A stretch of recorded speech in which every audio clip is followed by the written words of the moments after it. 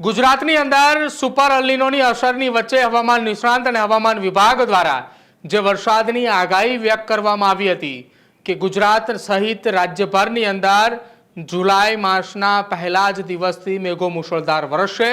દક્ષિણ ગુજરાતની અંદર જે ચોમાસું અટવાયેલું હતું એ ધીરે ધીરે આગળ વધશે અને ત્યારબાદ આખા ગુજરાતમાં સાર્વત્રિક વરસાદની લહેર જે છે તે જોવા મળશે। પહેલી તારીખે જુલાઈ માસની અંદર દક્ષિણ ગુજરાત અને સૌરાષ્ટ્ર પંથકમાં વરસાદી ઝાપટા પણ જોવા મળ્યા। દક્ષિણ ગુજરાતમાં અનેક જિલ્લાઓની અંદર પાણી ભરાયાની સ્થિતિ પણ જોવા મળી ને હવે બીજી તારીખની વાત કરવામાં આવે કે જ્યાં ગુજરાત રાજ્ય દીવ દમણ દાદરા નગર હવેલી માટે ભારે વરસાદની ચેતવણી જે છે તે હવામાન વિભાગ દ્વારા આપવામાં આવી છે। હવે હવામાન વિભાગનો આ મેપ છે, મેપની અંદર ચાર અલગ અલગ કલર આપવામાં આવ્યા છે। ચાર કલરની અંદર રેડ છે, ઓરેન્જ છે, યલો છે અને ગ્રીન। હવે એ ત્રણ કલર ચાર કલરને લઈને અહીંયા વિગતો આપવામાં આવી છે। રેડ ઝોન જે આવ્યું છે કે જ્યાં છૂટાછવાયા સ્થળો ઉપર અત્યંતથી ભારે વરસાદ છે। ઓરેન્જની અંદર છૂટાછવાયા સ્થળો ઉપર ભારેથી અતિ ભારે વરસાદ, યલોમાં છૂટાછવાયા સ્થળો ઉપર ભારે વરસાદની આગાહી। હવે ગુજરાતની અંદર કયા જિલ્લાઓની અંદર રેડ ઝોન છે તો રેડ ઝોન દક્ષિણ ગુજરાતના જિલ્લાઓમાં છે, જેમાં સુરતની વાત કરવામાં આવે, નવસારી, દમણ, વલસાડ, દાદરા નગર હવેલી અને ડાંગ આ તમામ જગ્યાઓ ઉપર રેડ ઝોન આપવામાં આવ્યું છે કે જ્યાં અત્યંતથી ભારે વરસાદની આગાહી કરવામાં આવી છે। ત્યારબાદ ઓરેન્જ ઝોનની અંદર સૌરાષ્ટ્રના બે જિલ્લા છે, અમરેલી, ભાવનગર, ભરૂચ, નર્મદા અને તાપી। કુલ 5 જિલ્લાઓની અંદર ઓરેન્જ એલર્ટ આપવામાં આવ્યું છે। યલો એલર્ટની વાત કરવામાં આવે તો ગીર સોમનાથ, દીવ, જુનાગઢ, રાજકોટ, બોટાદ, વડોદરા અને છોટાઉદેપુર એટલે યલો એલર્ટની વાત કરવામાં આવી રહી છે કે જ્યાં છૂટાછવાયા સ્થળો પર ભારે વરસાદની આગાહી કરવામાં આવે, જેમાં સૌરાષ્ટ્રના 4 જિલ્લાઓ છે, મધ્ય ગુજરાતના 2 જિલ્લાઓ છે એટલે કુલ 6 જિલ્લાઓની અંદર યલો એલર્ટ આપવામાં આવ્યું છે અને બાકી તમામ જિલ્લાઓની અંદર વરસાદની કોઈ આગાહી વ્યક્ત કરવામાં નથી આવી એટલે કે જિલ્લાઓની અંદર વરસાદ ન પડે તેવી પણ શક્યતા વ્યક્ત હવામાન વિભાગ દ્વારા કરવામાં આવી છે। આ તારીખ હતી બીજી। હવે વાત કરીએ હવામાન વિભાગના અનુમાન પ્રમાણે ત્રીજી તારીખે શું સ્થિતિ ગુજરાતની અંદર તો આ ત્રીજી તારીખનો આખો મેપ આવ્યો છે। ત્રીજી તારીખના મેપની અંદર દક્ષિણ ગુજરાતની અંદર રેડ ઝોનની અંદર એક જિલ્લાનો વધારો થાય છે અને જિલ્લો છે તાપી, નવસારી, વલસાડ, દમણ, દાદરા નગર હવેલી, ડાંગ આ તમામ જિલ્લાઓની અંદર રેડ ઝોન હતું બીજી તારીખે। ત્રીજી તારીખે પણ તાપી જિલ્લાની અંદર રેડ ઝોન આપવામાં આવ્યું છે। ઓરેન્જની વાત કરવામાં આવે ફરી એકવાર એ જ 5 જિલ્લાઓ છે, ભરૂચ, સુરત, નર્મદા, અમરેલી અને ભાવનગર। હવે ત્રીજી તારીખથી સતત ગુજરાતની અંદર વરસાદ સાર્વત્રિક વર્ષે સિસ્ટમ સક્રિય થવાની છે। અરબી સમુદ્રની સિસ્ટમ સક્રિય થઈ છે તેના કારણે આ સ્થિતિ એમાં યલો એલર્ટની અંદર જિલ્લાઓમાં નોંધપાત્ર વધારો થયો છે। બીજી તારીખે ગીર સોમનાથ, જુનાગઢ, રાજકોટ હતું અને મધ્ય ગુજરાતના 2 જિલ્લાઓ હતા, હવે તેમાં વધારો થયો છે। પોરબંદર, જુનાગઢ, ગીર સોમનાથ, દીવ, રાજકોટ આ સૌરાષ્ટ્રના જિલ્લાઓ છે જ્યાં યલો એલર્ટ આપવામાં આવ્યું છે। મધ્ય ગુજરાતની વાત કરવામાં આવે આણંદ, પંચમહાલ, દાહોદ, છોટાઉદેપુર અને વડોદરા એટલે 5 જિલ્લા મધ્ય ગુજરાતના છે અને ત્યારબાદ કુલ 4 જિલ્લાઓ એ સૌરાષ્ટ્રના છે એટલે કે 9 જિલ્લાઓની અંદર અને દીવની અંદર છૂટાછવાયા સ્થળો ઉપર ધોધમાર વરસાદ પડે તેવી શક્યતા વ્યક્ત કરવામાં આવી છે। જે ગ્રીન ઝોન આપવામાં આવ્યો છે જેમાં ઉત્તર ગુજરાત છે, સૌરાષ્ટ્રના પણ જિલ્લાઓમાં દેવભૂમિ દ્વારકા, જામનગર, મોરબી, સુરેન્દ્રનગર, બોટાદ છે, અમદાવાદ, ગાંધીનગર, ખેડા, મહીસાગર, અરવલ્લી, સાબરકાંઠા, પાટણ, બનાસકાંઠા અને વાવથરાદ સાથે જ કચ્છ આ જિલ્લાઓની અંદર વરસાદની શક્યતા નહીવત દેખાડવામાં આવી છે। આ વાત થઈ ત્રીજી તારીખની કે જ્યાં હવામાન વિભાગ દ્વારા ભારે વરસાદની ચેતવણી આપવામાં આવી છે। હવે વાત ચોથી તારીખની સ્થિતિ।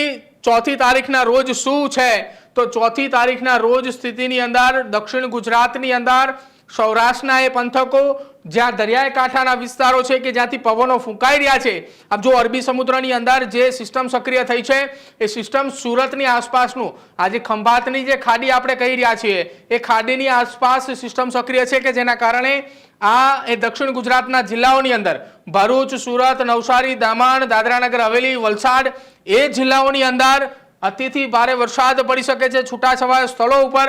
ત્યારબાદ નર્મદા, તાપી અને ડાંગ આ 3 જિલ્લાઓની અંદર રેડ એલર્ટ આપવામાં આવ્યું છે એટલે કે રેડ એલર્ટ સતત એ ઉપર વધી રહ્યું છે પરંતુ ગુજરાતની બોર્ડર ઉપર ચાલી રહ્યું છે એટલા માટે એક બાદ એક જિલ્લાઓ એ કવર થઈ રહ્યા છે। ત્યારબાદ મધ્ય ગુજરાતમાં આણંદ, વડોદરા, પંચમહાલ, દાહોદની અંદર એ યલો એલર્ટ આપવામાં આવ્યું છે. છૂટાછવાયા સ્થળો પર ભારે વરસાદની વાત કરવામાં આવી છે. જૂનાગઢ અને ગીર સોમનાથની અંદર પણ ભારે વરસાદ પડે તેવી સ્થિતિ 4 તારીખની વાત કરવામાં આવી રહી છે હવામાન વિભાગના આ નાવકાસ્ટની અંદર. સાથે જ કચ્છ, ઉત્તર ગુજરાત, સૌરાષ્ટ્રના કેટલાક જિલ્લાઓ કે જે ગ્રીન ઝોનની અંદર આવી રહ્યા છે એ જિલ્લાઓની અંદર વરસાદ નહિવત પડે તેવી શક્યતા વ્યક્ત કરવામાં આવી રહી છે. હવે આ જે મેપ આપણે જોઈ રહ્યા હતા આ ભારે વરસાદની ચેતવણી વાળો મેપ છે.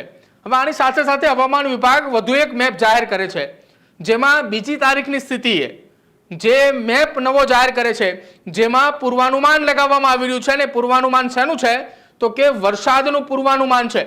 વરસાદના પૂર્વાનુમાન અનુસાર આપ જુઓ આ એ માત્ર 2 કલરની અંદર આખો મેપ દર્શાવવામાં આવે છે. એક ગ્રીન કલર છે, બીજો બ્લુ ઝોન છે. બંનેની અંદર અંતર શું છે તો અંતર અહીંયા દેખાડવામાં આવ્યું છે. કેટલાક સ્થળોએ હળવાથી મધ્યમ વરસાદની વાત કરવામાં આવી છે અને અહીંયા લખવામાં આવ્યું છે કેટલાક ભાગોમાં, કેટલાક સ્થળોમાં હળવેથી મધ્યમ વરસાદ અને એ પણ ગાજવીજ સાથે પડે તેવી સ્થિતિ છે.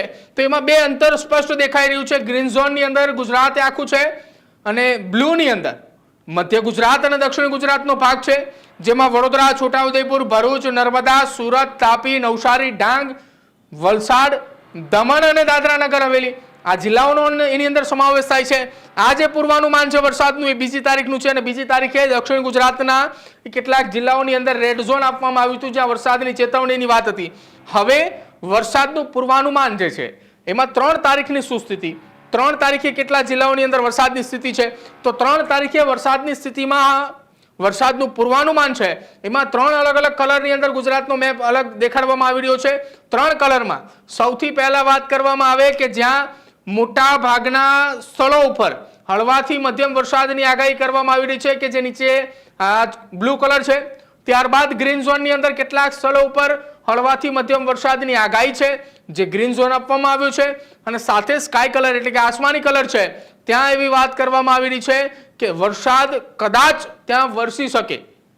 હવામાન વિભાગનું પૂર્વાનુમાન છે સુપર અલ્નીનોની અસર, તેની વચ્ચે કયા જિલ્લાની અંદર ક્યારે વાદળછાયું વાતાવરણ હોય, ક્યારે વાદળો અચાનક ગાયબ થઈ જાય તેની સ્થિતિનું અનુમાન નથી હોતું. અમદાવાદની જ વાત કરવામાં આવે તો અમદાવાદની અંદર ગત મોડી સાંજે એ વાદળોથી ઘેરાયેલું હતું. આજે વહેલી સવારે પણ વાદળો ક્યાંક જોવા મળ્યા હતા. વરસાદ વરસશે તેવી સ્થિતિ હતી પરંતુ વરસાદ પડ્યો નહીં. વાદળો ફરી એકવાર ગાયબ થઈ ગયા. ફરી એકવાર અમદાવાદની અંદર ગરમીની અસર જોવા મળી રહી છે.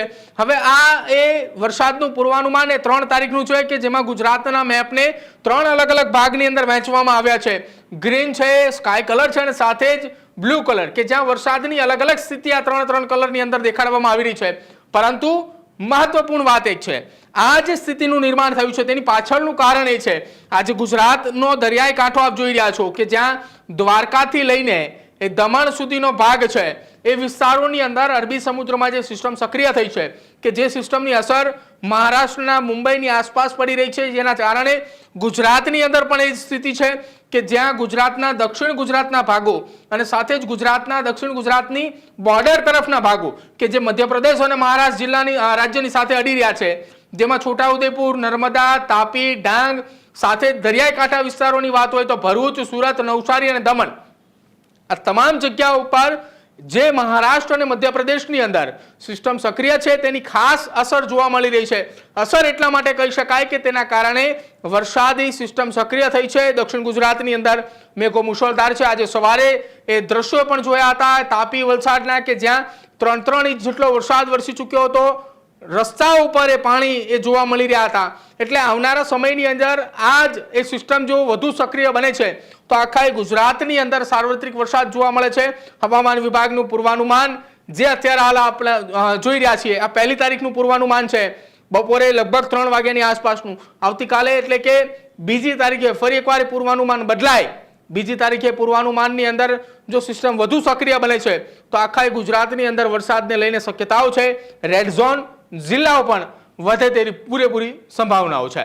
ખેડૂત ભાઈઓ છે ખેતરમાં ડ્રોન ઉડાવતા હોય છે ત્યારે આપને એક પ્રશ્ન સતાવતો હોય છે કે જે આપણે અત્યાર સુધી જીપીએસ ટેકનોલોજીવાળા ડ્રોન વાપર્યા છે, જેથી કરીને મોબાઈલ ટાવર છે અથવા તો હાઈ ટેન્શન લાઈન પસાર થતી હોય, કોઈ વૃક્ષો હોય, ત્યારે જે જીપીએસ ટેકનોલોજીવાળા ડ્રોન છે એમાં ટકરાય અને ટ્રેસ થાય છે. પણ એગ્રીઓન લાવ્યું છે જીએનએસએસ ટેકનોલોજી ડ્રોન, જેથી કરીને એ ડ્રોન છે એ કોઈ જગ્યાએ ટકરાય નહીં, પોતાની રીતે જ ડિસિઝન લે છે ને મૂવ થઈ જાય છે, જેથી કરીને જીએનએસએસ ટેકનોલોજી ડ્રોન છે એ વાપરવાનો આગ્રહ રાખો.